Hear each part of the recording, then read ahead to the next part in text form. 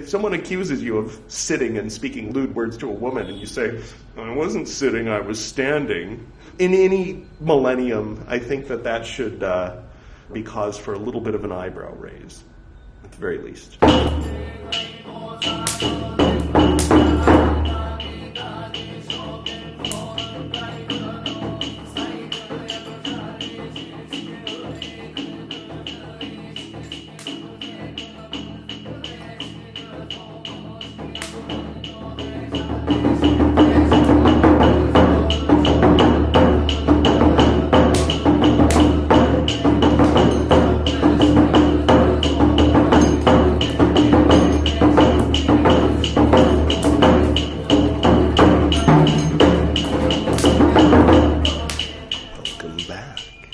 This is Edward Reed's Buddhist Books Podcast, Episode 81, Tipiṭaka, Part 30, in which I will continue to read from the Vinaya Piṭaka, Suttavibhaṅga, this time Aniyata 2.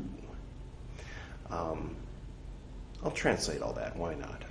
Well, the first part was English. Edward Reed's Buddhist Books Podcast needs no translation. Tipiṭaka means 3 baskets in Pali because the original, old school Buddhist scriptures were kept in 3 baskets. Right? Kind of rectangular baskets, and they were rectangular scriptures. Something would be written on it. You would fold it up like this. Right, what was the second part? Suttavibhaṅga, right? Which means rules analysis of rules. And Aniyata means undetermined. I'd like to welcome our special guest, a formal meeting of the order. Yeah, well, we finished the formal meeting section, and each of the figures you see before you are an individual with an identity and a story. And I'm not going to tell you who they are, so they're undetermined. Aniyata. I will say that most, if not all of them, are before and after Lord Buddha's time. And I don't mean that some of them are before and some of them are after. I mean that all of them are after, but their stories say that they're from before. I think without exception. Except for Manjushri. In his incarnation as Manjushri, his story puts him as a contemporary of Lord Buddha. All right, enough about that. It's fun though, right? So when we talk about a formal meeting of the order, then we can look over here. Now, those of you who are listening to the audio only, of which perhaps there are many, for this podcast is available on all of these platforms. Impressed? So am I. But those of you who are actually listening to the audio only didn't see any of that. Hi, haven't forgotten you. If you'd like to see the formal meeting, it's on YouTube. Episode 81, 30 of the Tipiṭaka. Anyway, shall we get to the reading? Why not? Just to be different, right? Okay.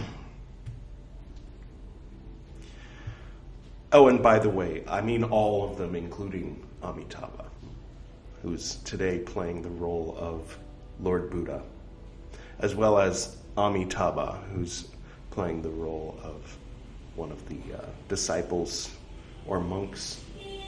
How many do we have here? 5, 6, 7, 8, 9, 10, 11, 12, 13. So we can assume that 10 of them are disciples and 3 of them are monks? I don't know. Doesn't matter.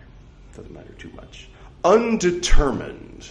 Aniyata 2. At one time, the Enlightened One, the Lord, was staying at Savatthi in the Jeta Grove in Anathapindika's park. At that time, the Venerable Udayan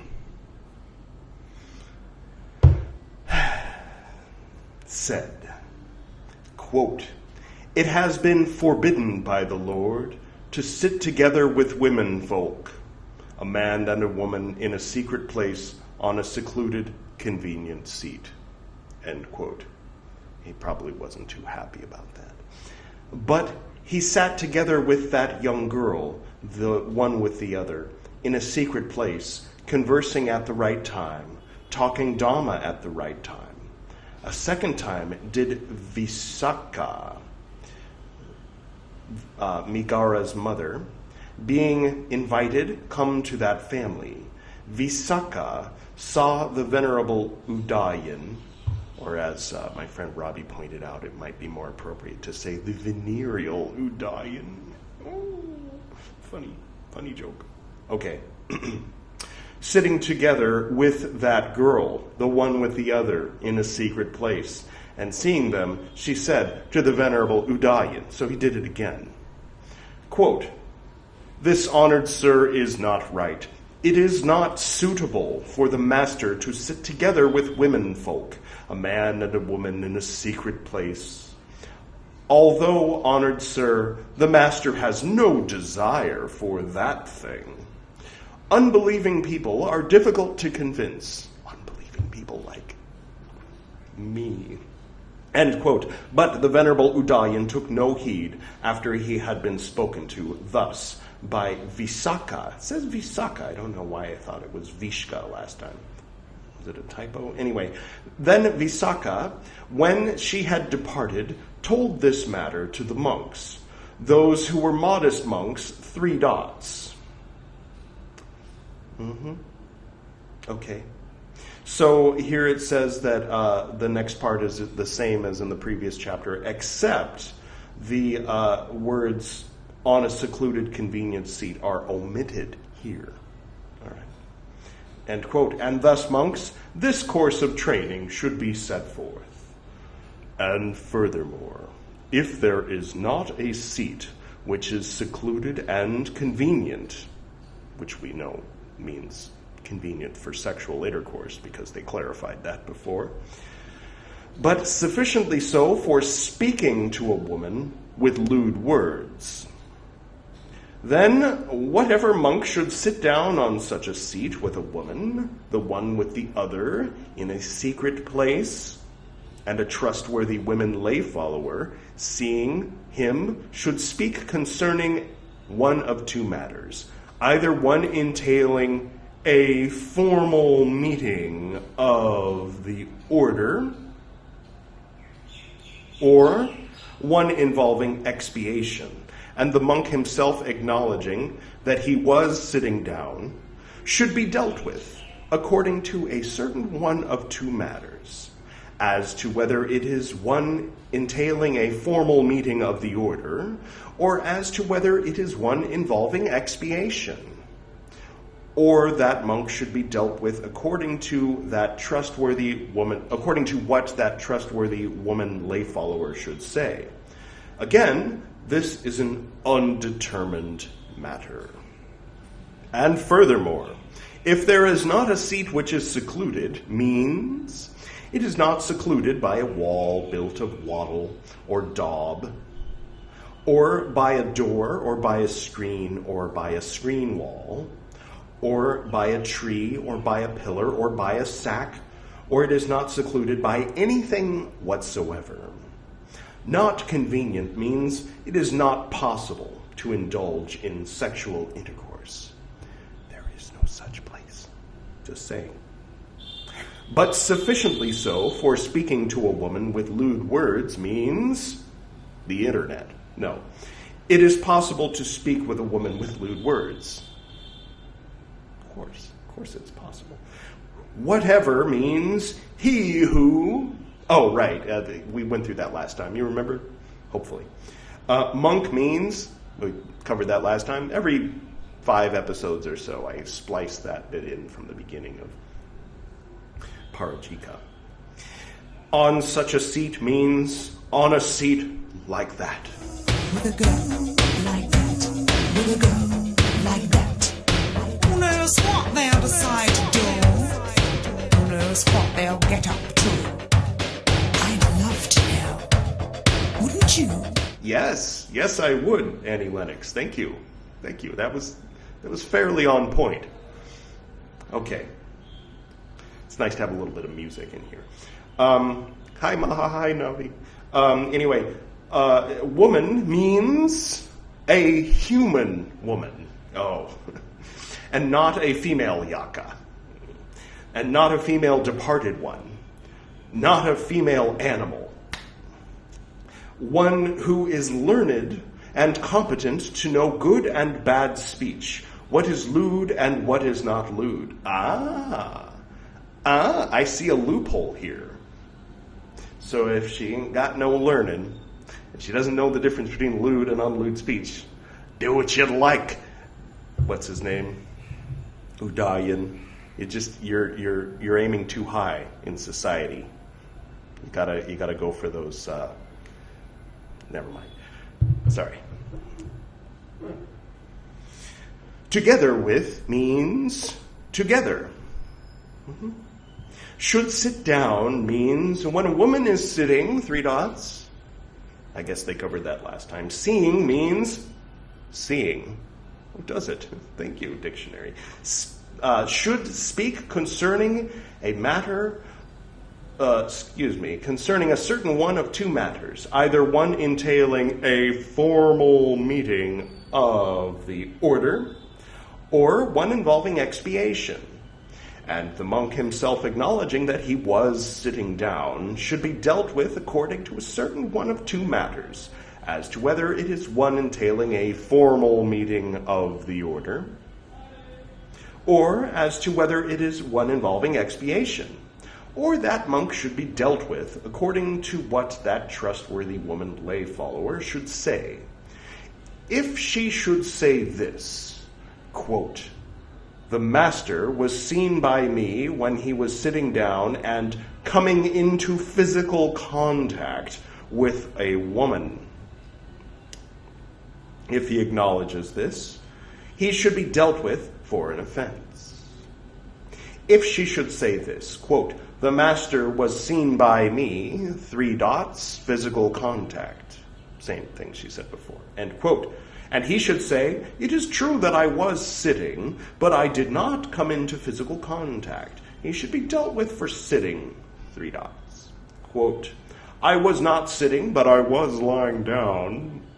End quote. He should be dealt with for lying down, 3 dots. Quote, "I was not sitting, but I was standing."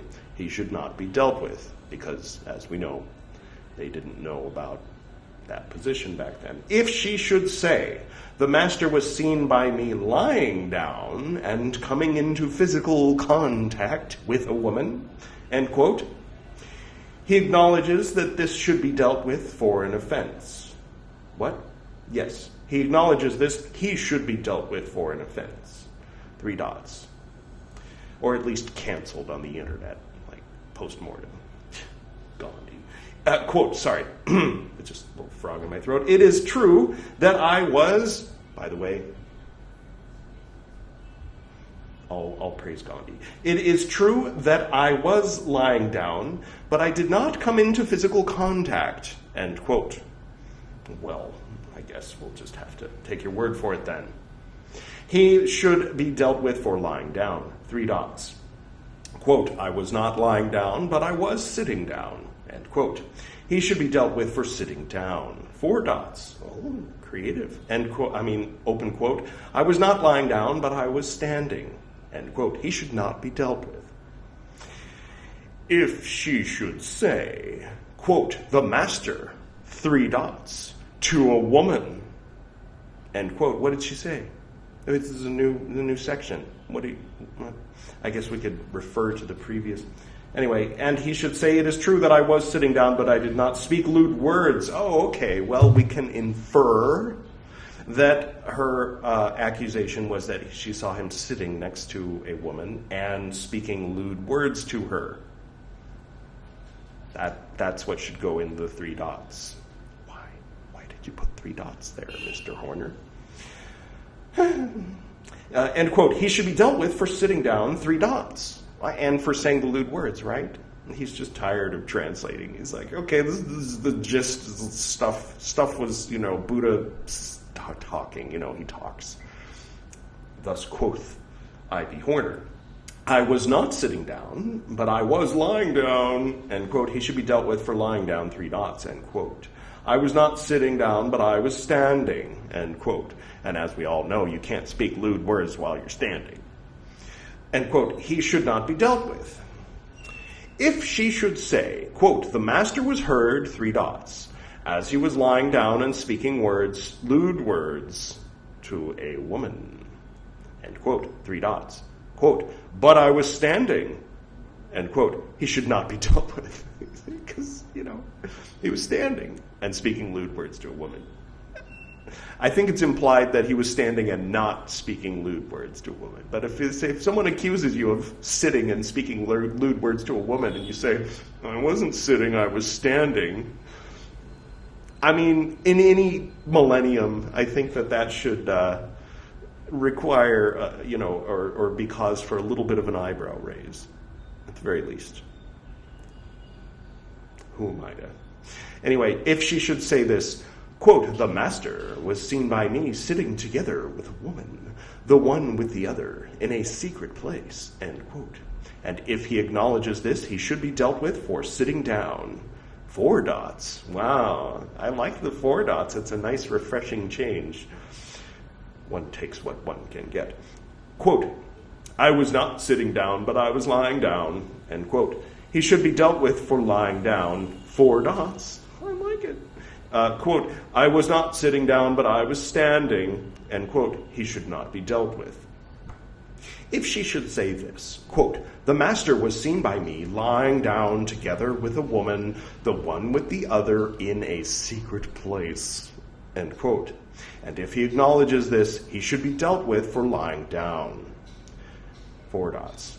Quote, I was not lying down, but I was sitting down, end quote. He should be dealt with for sitting down, 3 dots. Quote, I was not sitting down, but I was standing, end quote. He should not be dealt with. I feel I should point out that the penalty for sitting down, or lying down, for that matter, with a woman has not yet been explained. I think that'll be explained later.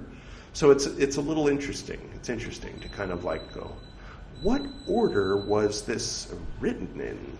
Because it's referring to rules that people should already know that we haven't covered yet. And we started on page 1. And we're now on page 339. Can you believe that you've been listening to me for 339 pages? Huh. Right. If she should say, where were we? That's not what she said. I was not sitting down, but I was lying down. I was not lying down, but I was sitting down. He should be dealt with for sitting down. End quote. I was not sitting down, but I was standing. He should not be dealt with. This, again, means it is called so with reference to the former. Undetermined means not determined as to whether it involves a formal meeting of the order or expiation. He acknowledges going, he acknowledges sitting down. He acknowledges an offense, he should be dealt with for an offense. He acknowledges going, he does not acknowledge sitting down. He acknowledges an offense, he should be dealt with for an offense. He acknowledges going, he acknowledges sitting down. He does not acknowledge an offense, he should be dealt with for sitting down. He acknowledges going, he does not acknowledge sitting down. He does not acknowledge an offense, he should not be dealt with. I went to her house, but I didn't do any of the other stuff, Lord. Oh, well, okay. He does not acknowledge going. He does not acknowledge sitting down. He acknowledges an offense. Okay. He should be dealt with for an offense. Lord, I didn't go to her house. I did not sit down next to her, but I did speak lewd words to her. Right? He does not acknowledge going. He does not acknowledge sitting down, but he acknowledged an offense. He should be dealt with for an offense. He does not acknowledge going. He does not acknowledge sitting down. He does not acknowledge an offense. He should be dealt with for sitting down. Oh, he acknowledges sitting down. He does not acknowledge going. He does not acknowledge sitting down. He does not acknowledge an offense. He should not be dealt with. Told is the second undetermined offense. Set forth, venerable ones, are the two undetermined matters. In this connection, I ask the venerable ones, I hope that you are pure in this matter. A second time I ask, I hope that you are pure in this matter. A third time I ask, I hope that you are pure in this matter. The venerable ones are pure in this matter, therefore they are silent. Thus do I understand. Its summary, convenient and so and likewise, but not thus. Such undetermined matters are well pointed out by the best of Buddhas. Told is the undetermined. And with that, this book is finished. Tetelestai. That was for the nerds. Yeah, we finished a whole book, guys. Let's cut to the bookshelf. See, that book is finished. We only have these books left to read. Wasn't that fun? I haven't created that yet. I just thought of doing it. Yeah, I'm pretty excited. We finished volume 1 of the Book of Discipline. See? And it says, I.B. Horner. The Book of Discipline, Part 1, I.B. Horner. I did not read the hundreds of thousands of pages, see, I'm exaggerating, kind of Mahayana style, of the author's introduction. I decided it would be nice to learn how to translate Pali, and then I was given the task of translating blah, blah, blah, blah. And then at the end, there's an appendix where it talks about, words. There's there's an index where you can, find poison, page 133 and 140. Remember the parts about poison? It's if you poison someone because you're killing them and they die, then you get kicked out. If you poison someone because you're killing them and they don't die, it's a formal meeting or a grave offense. I forget.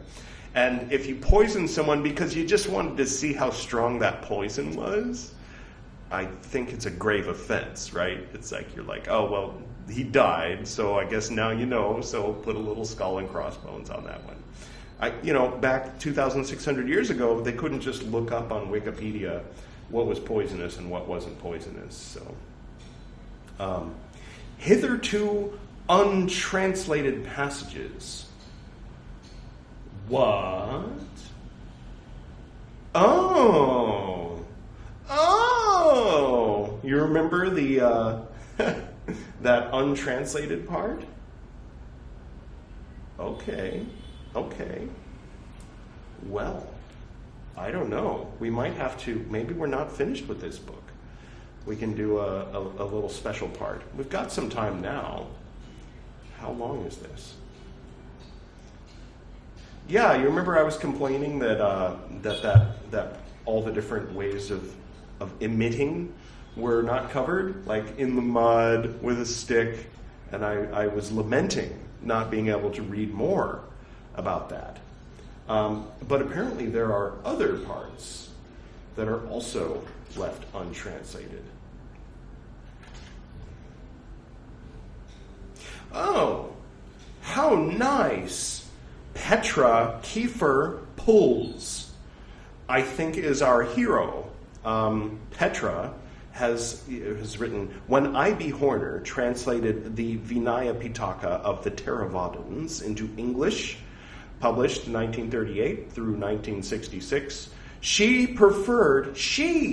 I'm so sorry, I've been saying he this whole time. I.B. Horner is a she. Okay. A totally different mental image of a lady not wanting to write so much about all the different ways that monks can emit semen. She preferred to leave certain passages untranslated. These passages are restricted to only two rules of Patimokkha, namely Parajika 1 and to Sanghadisesa 1, published in the first volume, 1938, of her translation. Both rules deal with sexuality. Parajika 1 forbids a monk to indulge in sexual intercourse. Sanghadisesa 1 to ejaculate except unintentionally during sleep. Horner justifies her procedure thus, quote, because of the outspokenness and crudeness which it contains and which seem to be inseparable from early literatures, it appears unsuitable for incorporation in a translation designed principally for Western readers, end quote. However, in her introduction, she admits that these passages are, quote, historically interesting historically, scientifically and psychologically, even psychoanalytically, and that they might be of value to anyone making a detailed comparison of Eastern and Western monachism, end quote. Indeed, since her statements on Buddhist monastic law or comparative studies, mostly the Vinaya of the Theravadins is taken into account because it is the only law book translated nearly completely into Western languages. It should be made accessible in all parts. That's what I'm saying. Well, that ends. Listen to Beethoven. In the untranslated passages from Parajika 1 and Sanghadisesa 1, various cases are dealt with in which monks tried to bypass these rules. One monk, for instance, indulged in sexual intercourse with a female monkey. Yes, we remember that part. Get to the part you haven't covered already. Saying that he thought the rule decreed by the Buddha referred to human females only. This led to an alteration of the wording of the rule, which now explicitly includes the prohibition of bestiality. The related cases are certainly based partly on historical true incidents, though partly they may have been added for completeness. Yeah, that's what I was thinking. I was like, okay, there was a few hundred monks. Did really one... You know what I mean? Like there's like 150 different ways that somebody did some particular naughty thing, like maybe some of them were just like, okay, let's also include with a bamboo stick, just in case a monk is like, but you didn't say with a bamboo stick, right? Yes. The related cases, yes, we've said that already. As two cases of Parajika 1 were examples for self-fellation and self-buggery are given. Let me translate that into modern terms. A monk was apparently flexible enough to fellate himself, to put his male organ into his own mouth. I'll be polite because there might be children watching. And then the other one, self-buggery, means he was able to bend it around and put it up his own butt. Well, some real Cirque du Soleil stuff happening here. My translation follows the translation of I.B. Horner as far as possible. The passages are given in the order of the text. Thank you so much. What is this person's name? Petra Kiefer Poles. Thank you, Petra. And by the way, thank you, I.B. Horner. I, this whole time, was visualizing like a Victorian gentleman, but you were a lady in 1938. So that changes my whole thing. But yes, our hero is Petra Kiefer Poles. Thank you, Petra Kiefer Poles of the Pali Text Society. And may I add that with this passage in the last pages of this book, I take back more than half of my criticism. The dots aren't so bad. The total omission of the omission of the omission, and the other things, I wasn't into that. I thought that was pretty awful. Like, I don't want to translate this part of Genesis because Noah was too cruel. Yes, so self-fellation and self-buggery. Oh wait, I already said that. I just wanted to say it again. My translation follows the translation of I.B. Horner as far as possible. All passages are given in the order of the text. Where passages are repeatedly quoted, only the first paragraph is completely translated. Fair enough, fair enough. The following sections are abbreviated. The presentation follows Horner's translation, i.e. the page number of the original text is given in bold type within the square brackets. I've been leaving that out because I didn't think it was important. I hope that's okay. And the numbers of the various sections are subsections, and subsections are given at the end of the respective pages. Vin 3, 21, 29 through 22, 13, par 1.6 to beat. See what I mean? That's what I've been leaving out, so you're welcome. Now, this is Parajika 1, the sexy stuff, the part that was left out. Now, at that time, a certain monk in the great wood at Vaishali. I'm going to be visiting Vaishali. That's very close to where my wife's family is from, so we've been joking a lot about that because her family is from the cowherd caste, and there were all these cowherd women in Vaishali 2,600 years ago who were going up and saying, "Oh, monk, but if you just lay there and I do all the work, is it really a sin?" So we've decided that in a former life I was one of those monks and she was one of those cowherd women. And anyway, yes. Now at that time, great wood at Vaishali tempted a female monkey with a reward and indulged in sexual intercourse with her. Then this monk, rising early and taking his bowl and robe, entered Vaishali for alms. Now at that time a large concourse of monks who were engaged in touring for lodgings came up to this monk's vihara. The female monkey saw those monks coming from afar. I thought we had read this. Having seen them, she went up to these monks, and having come up in front of the monks, she swung her haunches, wagged her tail, displayed her haunches, and made a sign. Oh, okay. You remember in Horner's translation, it said she posed for them. So this is actually what it says. All right.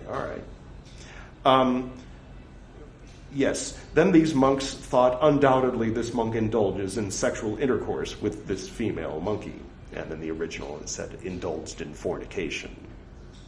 All right.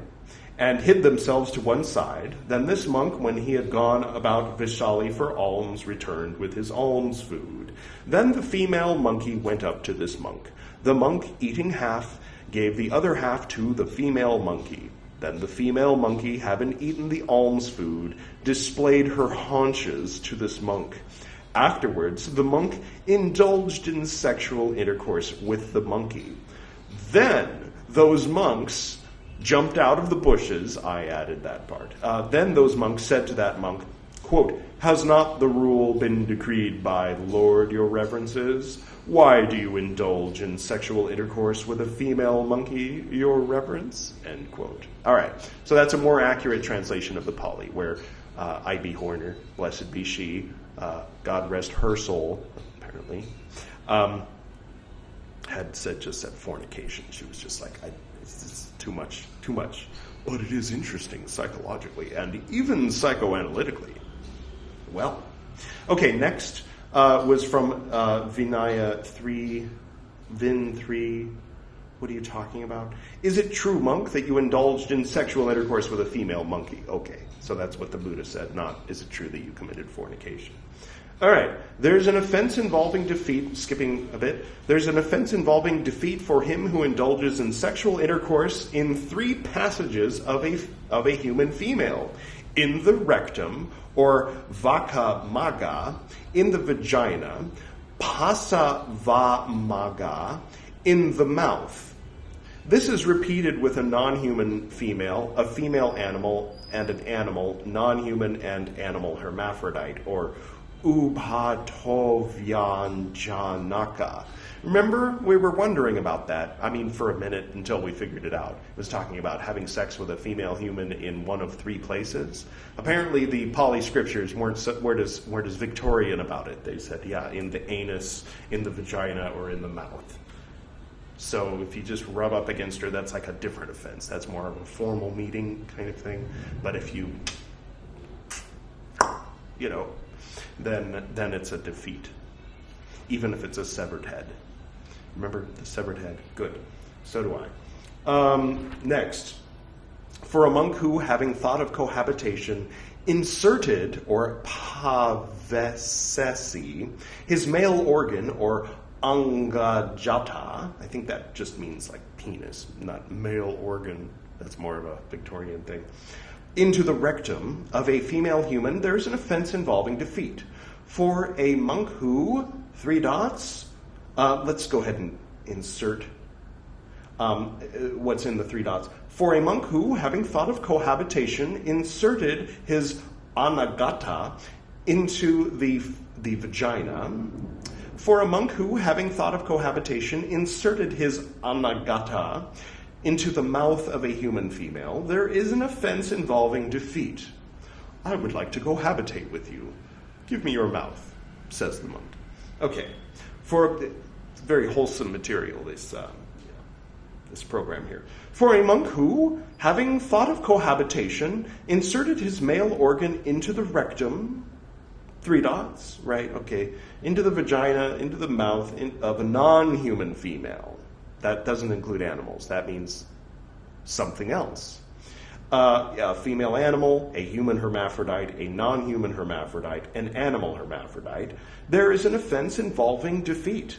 For a monk who, having thought of cohabitation, inserted his male organ into the rectum, into the mouth of a human eunuch, there is an offense involving defeat. For the monk who, having thought of cohabitation, inserted his male organ into the rectum, into the mouth of a non-human eunuch, an animal eunuch, a human male, a non-human male, a male animal, there's an offense involving defeat. So they were very specific. If you put your male organ into the rectum or mouth of a human male, there's an offense involving defeat. So, inclusion.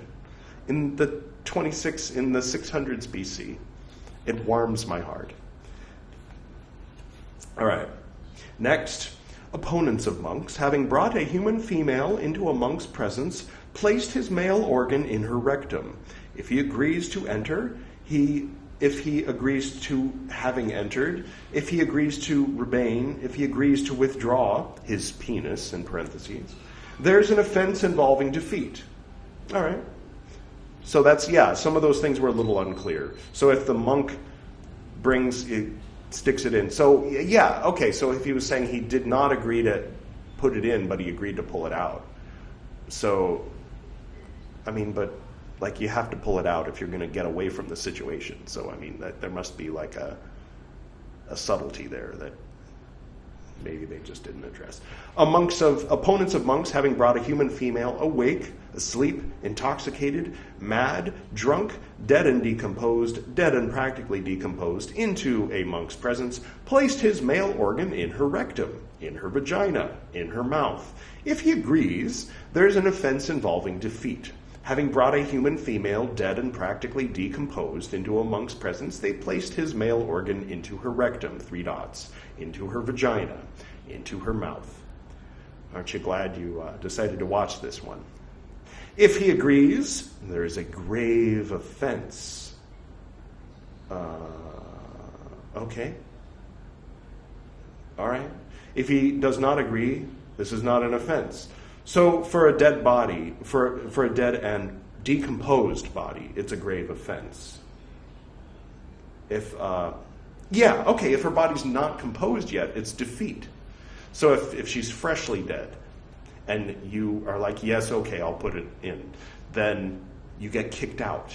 But if it's decomposed, then it's not even a formal meeting. It gets knocked down from treason below felony down to misdemeanor, down to somewhere between misdemeanor and regular felony. Not like if we say infraction is a wrongdoing, misdemeanor is a grave offense, felony is formal meeting, and then treason is or high felony, either one, is defeat. Then there you have it. All right, next. The situation is altered by the fact that the woman is covered, the monk is uncovered, and vice versa, or that both are covered and uncovered as translated by Horner, Horner does not note passages of this paragraph as untranslated. But here we have exactly the same wording as in the preceding cases. This also holds true for which deal with cases where a monk is brought into the presence of a woman, etc. Okay. Next. Now at that time a certain monk indulged in sexual intercourse with a female monkey. He was remorseful. He thought, quote, "The rule has been decreed by the Lord. I wonder if I have committed an offense involving defeat." He told this matter to the Lord. Quote, "You, monk, have committed an offense involving defeat." Okay. Now at one time, a certain monk, as he wandered collecting alms, seeing a young girl lying on her back, sexually aroused, inserted his thumb into her female organ, and she died. He was remorseful. "Monk, this is not an offense involving defeat. This is an offense entailing a formal meeting of the order." He didn't get kicked out for that. It was a different time. All right. It's going to take me a little while to process that one. Jesus Christ. Now at that time a certain monk had a supple back, tormented by chafing. He took hold of his male organ with his hands. He was remorseful, involving defeat. There's still dots there. Our Savior has not corrected the problem. Now at that time a certain monk was able to bend down his male organ. Tormented by chafing, he inserted his male organ into his rectum. Right. He was remorseful, involving defeat. That is a defeat if you do it to yourself. Now at that time a certain monk saw a dead body, and on this body there was a sore around the female organ. He, thinking, quote, "There will be no offense for me," end quote, inserted his male organ into the female and withdrew it from the sore. He was remorseful, involving defeat. He got kicked out for that. All right. Hope you weren't eating. Now, at that time, a certain monk saw a dead body, and on this dead body there was a sore. Let's not read that one twice, at the very least. Oh, no, it's not the same one. Yes, he, thinking there will be no offense for me, inserted his male organ into the sore and withdrew it from the female organ. Oh, okay, so there was a sore around the female organ, and the first one put it into the female organ and pulled it out of the sore, and then the other one put it into the sore and pulled it out of the female organ. They thought they had found a loophole. A very disgusting loophole. Jesus. Okay. Now at that time a certain monk, sexually aroused, touched his male organ, touched with his male organ the sexual organ of a figure made of plaster. See, that's what I was thinking. It was a statue of a woman. He touched his penis to the vagina part, probably, of the statue of the woman. Seems much more reasonable than a plaster decoration, right? He was remorseful, monk. This is not an offense of involving defeat. This is an offense of wrongdoing. So it's the lowest, it's an infraction, not even a misdemeanor. It's like, okay. Now at that time a certain monk, sexually aroused, touched with his male organ the sexual organ of a wooden doll. He was remorseful. It's a wrongdoing. Nimitta is the female sexual organ, and angajata. He touched with his angajata the nimitta of the wooden doll. Now you know, and knowing is half the battle. Now at that time, the monk called Sundara, who had gone forth from Rajagaha, present-day Rajgir, remember, was walking along a carriage road. A certain woman said, quote, "Wait, honored sir, for a moment. I will pay homage to you." End quote. As she was paying homage, she held up his inner garment and took hold of his male organ with her mouth. He was remorseful. End quote. There is no offense, monk, for one who does not agree. Now at that time a certain woman, seeing a monk, spoke thus, "Come, honored sir, indulge in sexual intercourse. Quote, "Not so, sister. That is not proper for me. Come, honored sir, having rubbed within, emit semen outside. Having rubbed outside, emit semen within." Two different situations. "Thus there will be no offense for you." The monk acted accordingly. He was remorseful. He was defeated. It was an offense involving defeat. We all know kind of what was happening there, right? Do I need to illustrate it? No? Right. Okay. "Now at that time a certain monk, going to a cemetery and seeing a decapitated head," oh good, we're back to the decapitated head, "inserted his male organ into the opened mouth." That's what I assumed had happened. Touching it, he was remorseful. "You, monk, have committed an offense involving defeat," said the Buddha. Now at a certain time, a monk going to the cemetery and seeing a decapitated head, inserted his male organ into the opened mouth and not touching it. Oh, he was remorseful. "Monk, there is not an offense involving defeat. There is an offense of wrongdoing." Okay. So he opened up the mouth and then he put it in technically, but it didn't actually make physical contact with the inside of the mouth. Okay, good thing they clarified that. That's just a wrongdoing, minor infraction. If the tongue touched it, then that would have been kicked out. "Now at that time a certain monk was in love with a certain woman. She died, and her bones were thrown in the charnel ground and scattered. Then the monk, going to the cemetery, collected the bones and put, or patipadesi, his male organ into her sexual organ." Of the bones? He was remorseful. "Monk, this is not an offense involving defeat. This is an offense of wrongdoing." Okay, next. "Now at that time a certain monk was lying down in the Jatiya grove at Bhadiya, having gone there for the day's sojourn. All his limbs were stiff with pain.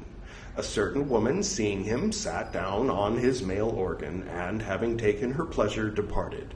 The monks, seeing that he was wet, told this matter to the Lord. He said, quote, 5 things cause the male organ to be ready for ejaculation, or kamaniyam. 1, sexual passion. 2, urine. 3, excrement. 4, wind. 5, the bite of some kind of vermin. These 5 things, monks, cause the male organ to be ready for ejaculation. It is not possible, monks. It cannot come to pass that this monk's male organ should be ready for ejaculation by sexual passion. Monks, this monk is a man perfected. Monks, there is no offense for this monk. See, Lord Buddha had the right response to a lot of idiots today, 2,600 years ago, on this issue. When people say, oh, well, if a man has an erection, that is implied consent. No, it means he just woke up and has to pee, or, any of these other things. So, very ahead of his time. Okay, I'm almost done with this stuff. I'm really looking forward to getting to the Sangha Disesa 1 part, the formal meeting. All right, let's finish this Parajika 1 stuff. Now at that time a certain monk was lying down, having gone to the dark wood at Savatthi for the day's sojourn. A certain woman cowherd, from my wife's caste, in the same region of Bihar. Just saying, it's just kind of funny, interesting. Seeing him, sat down on his male organ. The monk agreed to enter. He agreed to, having entered, he agreed to remain. He agreed to withdraw his penis, in parentheses, in case you were confused. He was remorseful. You, monk, have committed an offense involving defeat, and that's how I got kicked out of Lord Buddha's Sangha in a former life. Do I regret it? No. She and I are still together. Sorry. It's a bit silly. Yes, okay, read sat down on his male organ instead of sat down on him. Right, so all the times when it says that a woman sat down on him, we know it's more specific in the original Pali. Seeing a monk, she spoke thus, "Come, honored sir, masturbate your penis." "Come, honored sir, masturbating with hand," and then in parentheses, "masturbating your penis with my hand." Yes, okay. "I will make you ejaculate. Thus there will be no offense for you." The monk acted accordingly. He was remorseful. "Monk, this is not an offense involving defeat. This is an offense entailing a formal meeting of the order." A handy will get you a formal meeting, but you don't get kicked out. That's where that line is. Monk goes into a brothel. The lady says, "What would you like, sir?" He'd say, "I don't have a lot of money. What do you have available for a rupee?" He'd say, "Well, this is available." And he doesn't get kicked out. And the other monks who had a little bit more money so they could afford, they got kicked out. That's all I'm saying.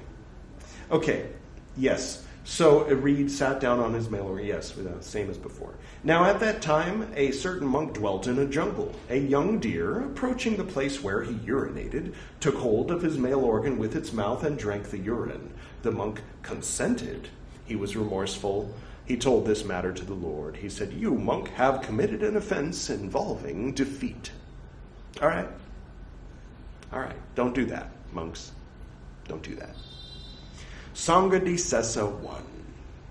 The monk ejaculates through his own form, or rupa. He ejaculates with or through an external form. He ejaculates with or through his own and with or through an external form. He ejaculates making his hip swing in the air.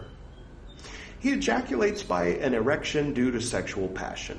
He ejaculates by an erection due to excrement. He ejaculates by an erection due to urine. He ejaculates by an erection due to wind. He ejaculates by an erection due to the bite of a kind of vermin, or ukalingapanaka.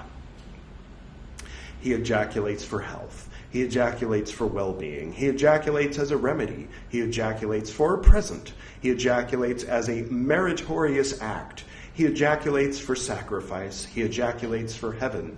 He ejaculates as a germ. He ejaculates for examination of the semen, in parentheses. He ejaculates for amusement. He ejaculates black semen. He ejaculates yellow semen. Semen's in parentheses. I'll leave out the parentheses. He ejaculates red. He ejaculates white. He ejaculates the color of buttermilk. He ejaculates the color of water. He ejaculates the color of sesamum oil. He ejaculates the color of milk. He ejaculates the color of curds. He ejaculates, the color of ghee. With or through his own form means with or through his personal animate form. With or through an external form means externally, with or through an animate or with or through an inanimate form. With or through his own form and with or through an external form means with both of them. Making his hip swing in the air means the male organ of one who struggles, or vaya mantasa, is in the air is ready for ejaculation. In parentheses, is ready. It's implied, right? You can leave that out. Just one less ejaculation per sentence. I'll leave out the parentheses. Okay. By an erection due to sexual passion means the male organ of one tormented by sexual passion is ready. Right? By an erection due to excrement means the male organ of one tormented by excrement is ready, as the Lord Buddha recently pointed out. By an erection due to urine means the male organ of one tormented by urine is ready. By an erection due to wind means the male organ of one tormented by wind is ready. By an erection due to the bite of a kind of vermin means the male organ of one tormented by the bite of a kind of vermin is ready. For health means I will be healthy. For well-being means I will produce a pleasant feeling. As a remedy means it will be a remedy. For a present means I will donate a present. As a meritorious act means it will become meritorious. For a sacrifice means I will make a sacrifice. For heaven means I will go to heaven. As a germ means it will become a germ. For examination means will be black, will be yellow, will be red, will be white, will have the color of buttermilk, will have the color of water, will have the color of sesame oil, will have the color of milk, will have the color of curds, will have the color of ghee. For amusement means desiring play. With or through his own form, he aims at, in parentheses, ejaculating, makes the effort, there's parentheses here, it is emitted, right? This is an offense entailing a formal meeting of the order. I'm glad I brought everybody together for this, because this is important.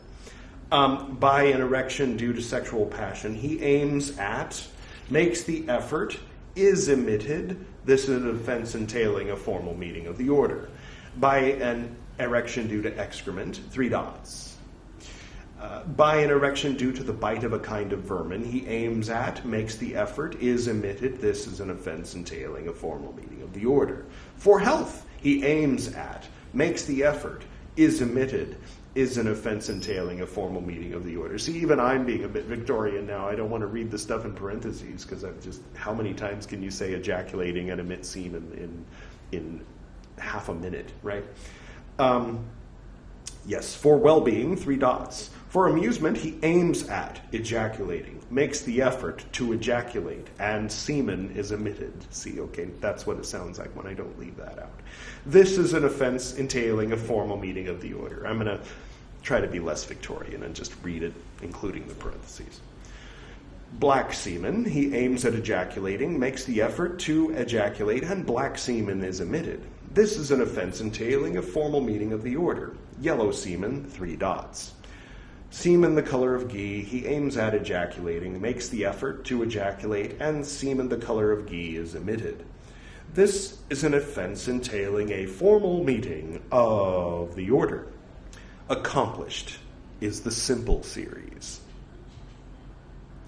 For health and well-being, he aims at ejaculating, makes the effort to ejaculate, and semen is emitted.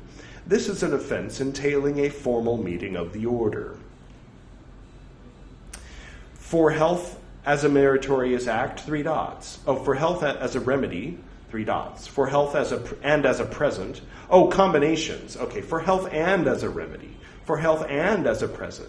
For health and as a meritorious act. For health and sacrifice. For health and heaven. For health and as a germ. For health and examination. For health and amusement, he aims at ejaculating, makes the effort to ejaculate, and semen is emitted. This is an offense entailing a formal meeting of the order. Accomplished is the portion of this series beginning with 1. For well-being and as a treatment, he aims at ejaculating, makes the effort to ejaculate, and semen is emitted. This is an offense entailing a formal meeting of the order.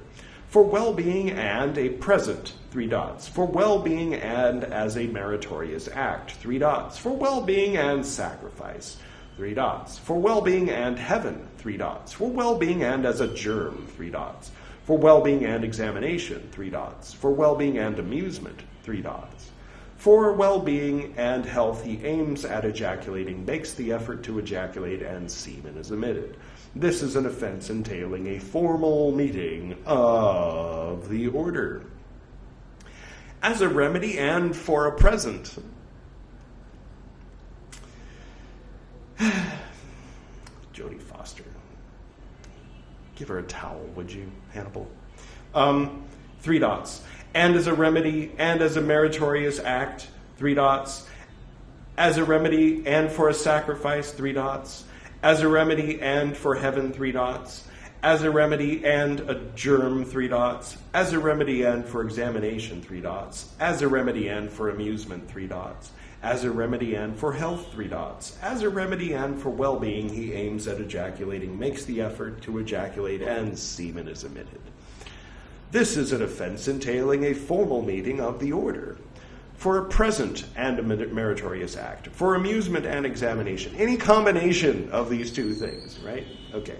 Accomplished is the contracted series beginning with 1. In just the same way, the series beginning with 1, 2, etc. is to be elaborated. So every different possible combination, that must have been a lot of written scripture. Tons and tons and tons of scripture covering every different possible, so that a monk can say, I didn't do it for health and as a present and for fun. I did it for health and as a present and for fun and for my health. And so they had to cover that. They had to make sure they covered every different possible combination of reasons that a person might come up with to masturbate. In just the same right. For health and well-being as a remedy, and for amusement, he aims at ejaculating, makes the effort to ejaculate, and semen is emitted. This is an offense entailing a formal meaning of the order. Accomplished is that beginning with all. All right. Well, we're done with that. Next. Black and yellow semen, he aims at ejaculating, makes the effort to ejaculate, and black and yellow semen is emitted. Combinations of colors. Let's keep reading. This is an offense entailing a formal meaning of the order. You can kind of understand where I.B. Horner was coming from, just being like, I don't want to translate all that. 3 dots, black semen and semen the color of ghee. He aims at ejaculating, makes the effort to ejaculate, and black semen and semen the color of ghee is emitted. This is an offense entailing a formal meaning of the order. What if he tries to emit black semen and it comes out red, or he tries to emit ghee colored and it comes out like water? Are they going to cover that as well? Accomplished is the portion of the series beginning with 1. Red and yellow semen. He aims at ejaculating, makes the effort to ejaculate, and red and yellow semen is emitted. This is an offense entailing a formal meaning of the order. 3 dots. Semen the color of ghee and semen the color of curds. He aims at ejaculating, makes the effort to ejaculate, and semen the color of ghee and semen the color of curds is emitted.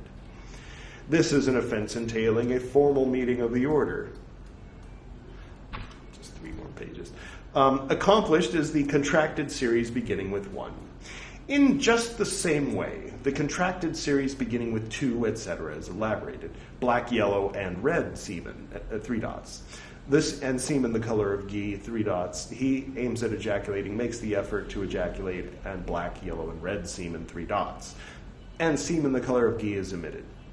This is an offense entailing a formal meaning of the order. Accomplished is that beginning with all.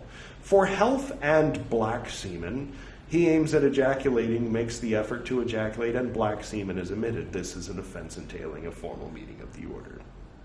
For health and well-being and for black and yellow semen, he aims at ejaculating, makes the effort to ejaculate, and black and yellow semen is emitted.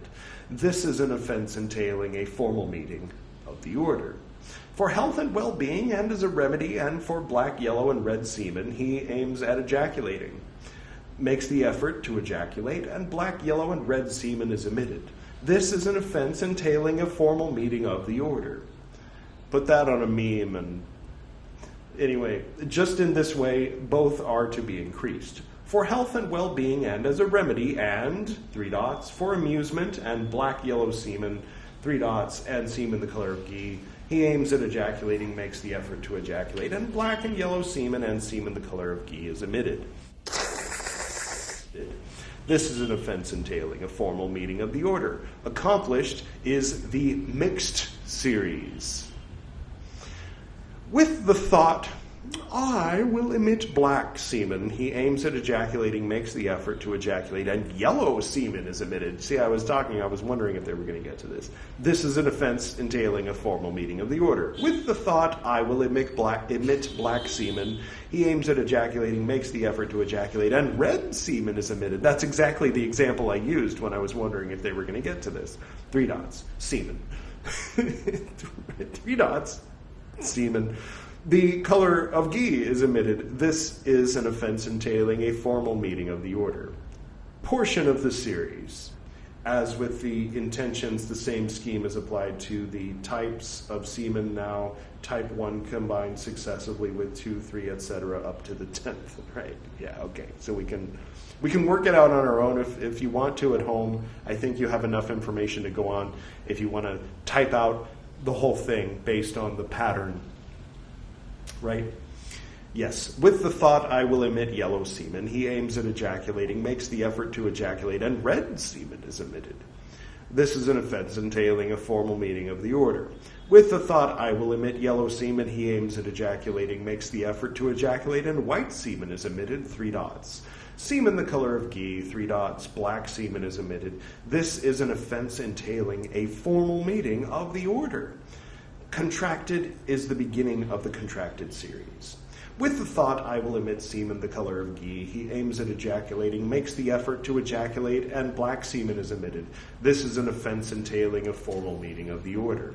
With the thought, I will emit semen the color of ghee, he aims at ejaculating, makes the effort to ejaculate, and semen the color of curds is emitted. This is an offense entailing a formal meeting of the order. If it sounds like I'm being a little bit quiet, it's because Priyal and 2 of her lady friends are in the next room watching Vampire Diaries. I don't want them to hear the actual words I'm saying, so they can just kind of hear that I'm talking. Behind the scenes stuff. Series of the belly. All right, let's keep reading. With the thought, I will emit yellow semen. He aims at ejaculating, makes the effort to ejaculate, and black semen is emitted. This is an offense entailing a formal meeting of the order. With the thought, I will emit red semen. He aims at ejaculating, makes the effort to ejaculate, and black semen is emitted. With the thought, I will emit white semen. He aims at ejaculating, makes the effort to ejaculate, and black semen is emitted.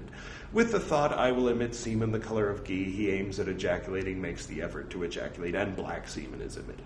This is an offense entailing a formal meeting of the order. The first passing through gamana of the series of the back. With the thought, I will emit red semen. He aims at ejaculating, makes the effort to ejaculate, and yellow semen is emitted. This is an offense entailing a formal meeting of the order. With the thought, I will emit white semen, 3 dots. I will emit semen the color of ghee, 3 dots. Black semen. He aims at ejaculating, makes the effort to ejaculate, and yellow semen is emitted.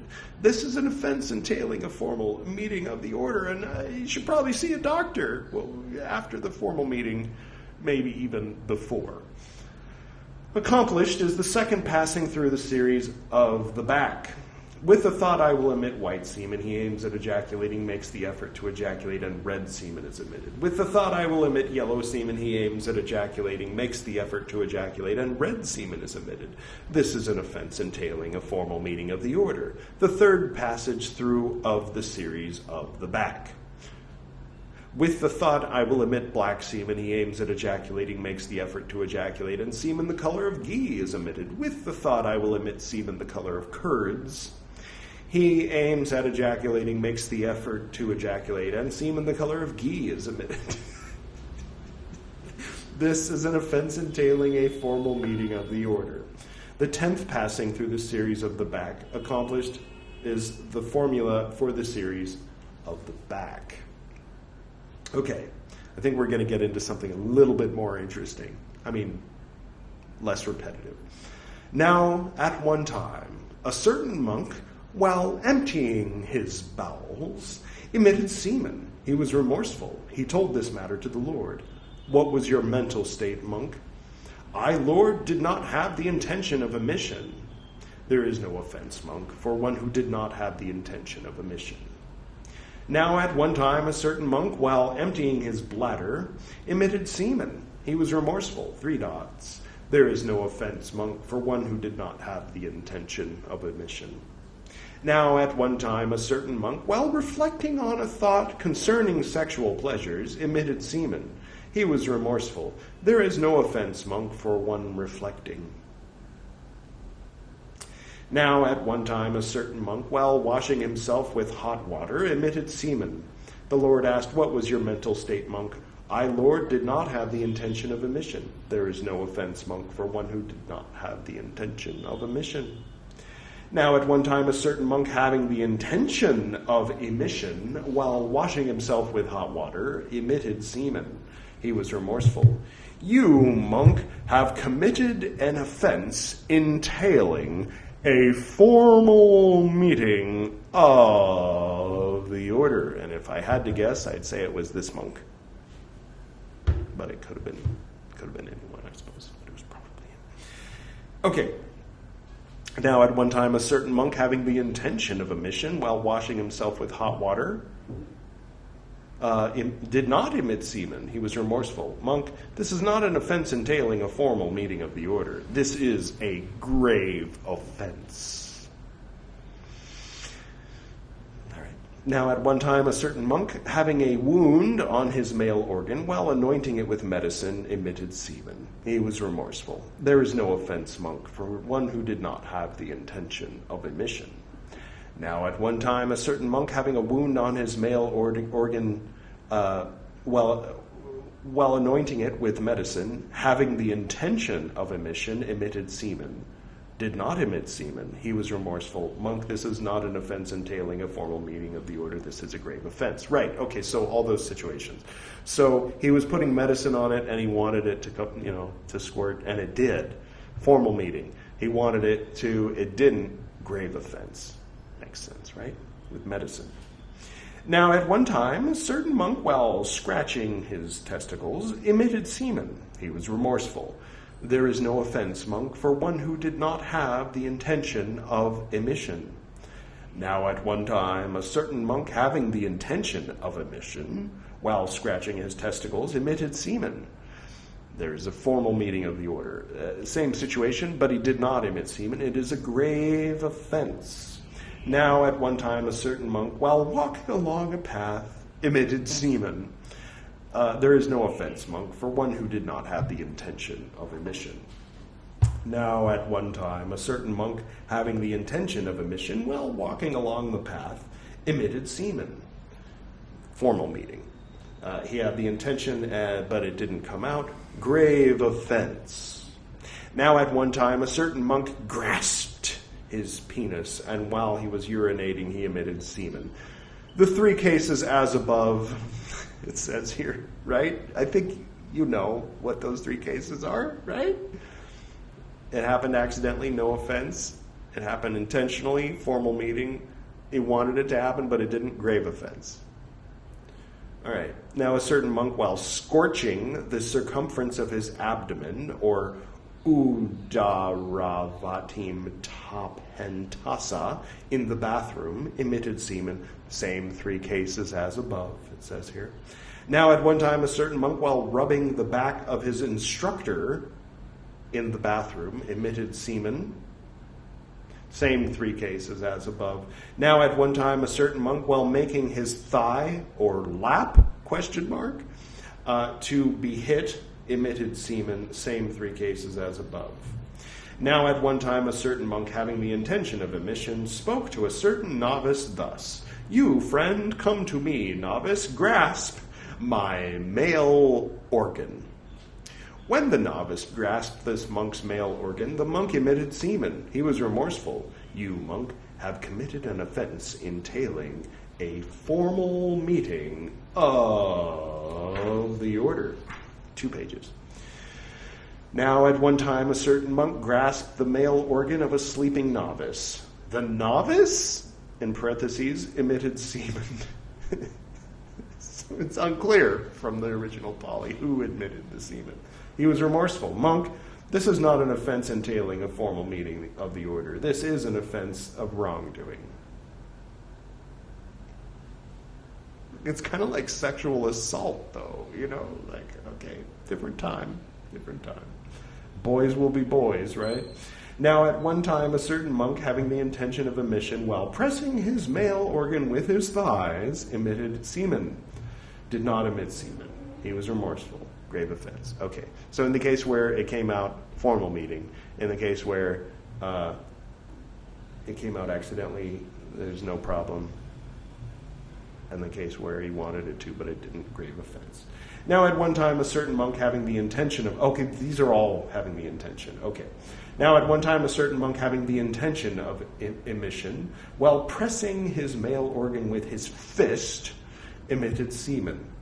Did not emit semen. He was remorseful, grave offense. So if he did, it's a formal meeting. If it didn't come out, grave offense. Now at one time, a certain monk, having the intention of emission, while swinging his hip in the air, emitted semen. Did not emit semen. He was remorseful, grave offense. Okay, so if it came out, formal meeting. Didn't come out, grave offense. Now at one time a certain monk, while strengthening his body, emitted semen. He was remorseful. There is no offense, monk, for one who did not have the intention of emission. Now at one time a certain monk, having the intention of emission, while strengthening his body, emitted semen. Formal meeting, did not emit semen, grave offense. Now at one time a certain monk, sexually aroused, while meditating about the sexual organ of a woman, emitted semen. He was remorseful. Monk, this is not an offense entailing a formal meeting of the order. Period. End quote. Is it a wrongdoing? Is it a grave offense? Inquiring minds want to know. He didn't say. It's just he left it at that. Monks, one who is sexually aroused should not meditate about the sexual organ or Aniyata of a woman. If one meditates in that way, it is an offensive wrongdoing. Okay, so the Lord Buddha made that clear at that point. New rule, guys. Don't meditate thinking about that. That's the wrong way to meditate. Wrongdoing. Okay. Now at one time a certain monk, having the intention of emission, inserting his male organ into a keyhole, emitted semen. Did not emit semen. He was remorseful. This is an offense entailing a formal meeting of the order. This is a grave offense, depending on whether it came out or not. Right? Now at one time a certain monk, having the intention of emission, while hitting his male organ with a piece of wood, emitted semen. Did not emit semen. He was remorseful. Grave offense. Same thing. If it came out, formal meeting. Now at one time a certain monk, while swimming against the current, emitted semen. The three cases as above, it says. He was remorseful. Grave offense or formal meeting, depending. Now at one time a certain monk, while enjoying himself in muddy water, emitted semen. Same three cases as above. Oh, well, I was looking forward to the muddy water one, but it was pretty basic. Now at one time a certain monk, while running quickly in the water, emitted three cases as above. Now at one time a certain monk, while enjoying himself in a row of flowers, emitted, same three cases as above. Now at one time a certain monk, while enjoying himself in a row of flowers, we read that. Now at one time a certain monk, while running quickly into a thick cluster of lotuses, emitted semen, same three cases as above. Now at one time a certain monk, having the intention of emission, while inserting his male organ into sand, emitted semen. Same three cases as above. Oh, having the intention, okay. So it's a grave offense if nothing came out, formal meeting if it did come out. Now at one time a certain monk, having the intention of emission, while inserting his male organ into the mud, emitted semen, formal meeting, didn't come out, grave offense. Now at one time a certain monk, while besprinkling his male organ with water, emitted semen. Did not emit semen. He was remorseful, grave offense. All right. Almost done now. Now at one time a certain monk, having the intention of emission, while rubbing his male organ in bed, emitted semen. He did not emit semen. He was remorseful. Grave offense. Okay, so in bed, rubbing it, it comes out, formal meeting, doesn't come out, grave offense. All right. It's probably the most common one, I would imagine. Now at one time a certain monk, having the intention of emission, while touching his male organ with his thumb, emitted semen. Formal meeting, did not emit semen. Grave offense. Accomplished. Is the first Sangha Disesa. And now I can truly and honestly say that you and I, have read the complete Parajika, the complete Sangha Disesa, and the complete Aniyata, and finished the first volume of the book of discipline, the Vinaya Piṭaka. This one ran a bit long, so to speak. And I would like to once again give a shout out. First of all, thank you, I.B. Horner, and I'm sorry that I've been so critical in my, And a special thanks to Petra Kiefer Poles and the Pali Text Society.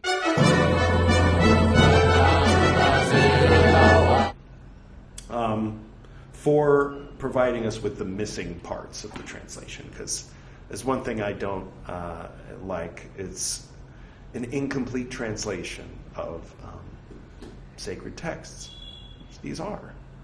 Even if a Victorian sort would think that by definition something that contains such lewd speech couldn't possibly be sacred text. It is. Special thanks to everyone in attendance at the formal meetings today. Special thanks to you for going on this interesting ride with me. At times ups, at times downs, at times side to side, at times waving it in the wind, right? All right. I think it's time to finish this episode before it runs too much longer. And thank you all once again.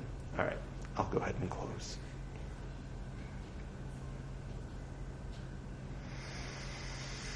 To the north and to the south, to the east and to the west, to the spirits of light among us and to the spirits below, we send out our reverent love and compassion. May all beings be happy. May all beings be serene. May all beings be in peace.